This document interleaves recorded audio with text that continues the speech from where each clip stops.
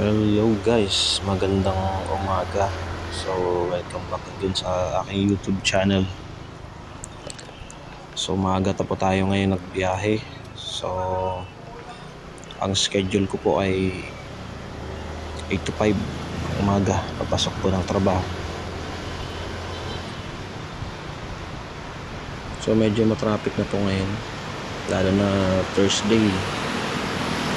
So pagdating ng alas 8 rush hour. So medyo moderate lang po yung daanan.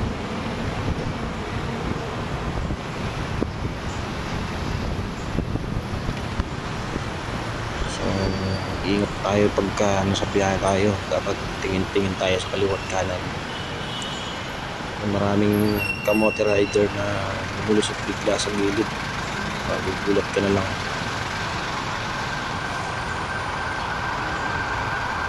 So dito pala naka-red po yung stoplight, pero pinag-go kami ng traffic enforcers kasi merong ambulansya sa may likuran, kaya okay lang yun.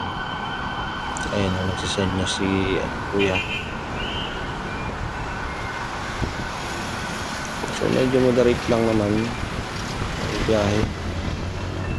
Pagdating dito sa may dulo, dito na tayo sisikip kasi merong palengke po dito eh. Kapalipa pa ano palengke yan, tapat po ng De Los Santos Hospital, kaya medyo matraffic. So ang dulo niyan St. Luke's, tsaka yung may school po yan dyan, tsaka dito sa Children's Hospital, kaya napakasikip. Tsaka merong ding Landers po yata yan na supermarket. So may mga, di ko alam kung open na mga ganyang oras, alas 8 siguro. Open na siguro kasi 8 talagang bukas na mga store ay 8. Pag maliliit na store 7. So dito traffic na dito kasi ano to, babaan ng mga, kung hindi yellow, mga paninda sa ano, sa palengke, mga gulay, may mga motor pa na nakaparada. Dapat yung mga motor dapat na yun wala dyan sa gilid na yun eh, kasi daanan ng ano yan eh, mga sasakyan katulad nito. Dapat nandyan lang mga delivery truck lang, dapat yung mga sasaglit lang. Ito talaga pinaparkingan na talaga eh. So katulad yan, dapat wala yan eh, malinis dapat yun dyan. Paano kung may sunog, saan dadaan yung mga pero mga emergency.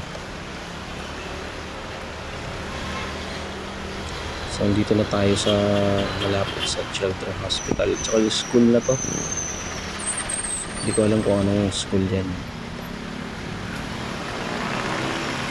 So medyo nakakabulbuhol na yung traffic. Malapit na tayo sa school. May St. Luke's. So ito St. Luke's na to pala. Hindi, Landers pa lang pala, boundary ng Landers. So may stoplight dito, kaya hinto muna tayo.